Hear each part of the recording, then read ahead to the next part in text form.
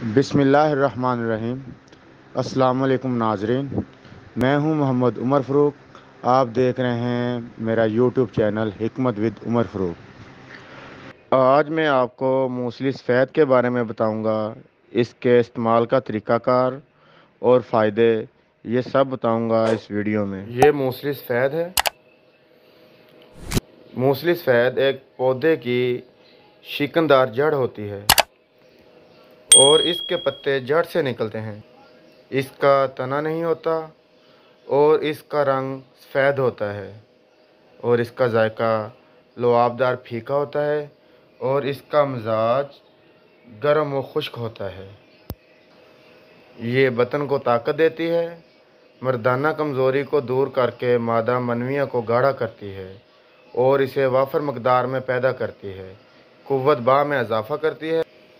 और ये मूसली ज़्यादातर सफ़ूफ़ में इस्तेमाल होती है।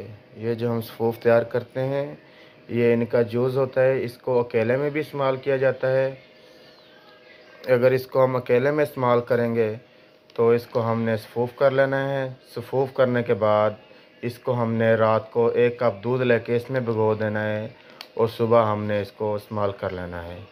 इससे ये बदन को ताकत देगी, इंसानों को भी ताकत देगी, मादा मनविया को भी गाढ़ा करेगी और जिस्म की गर्मी को भी ख़त्म करेगी।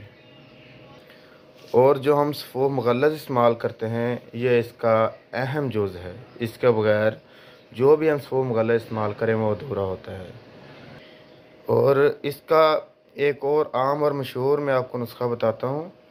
मूसली सफ़ेद, गूंद कतीरा और छिलका इसबगोल आपने ले लेना है। यह बराबर मकदार में ले लेना है। आपने मूसली सफ़ेद और गूंद कतीरे का सफ़ूफ़ तैयार कर लेना है और छिलके को बाद में इसके अंदर मिक्स करना है। छिलका साथ में आपने ग्राइंड नहीं करना।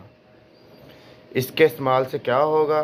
इसके इस्तेमाल से मसाना और जिगर की गर्मी ख़त्म हो जाएगी और मादा मनविया भी काफ़ी मकदार में गाढ़ा पैदा होगा।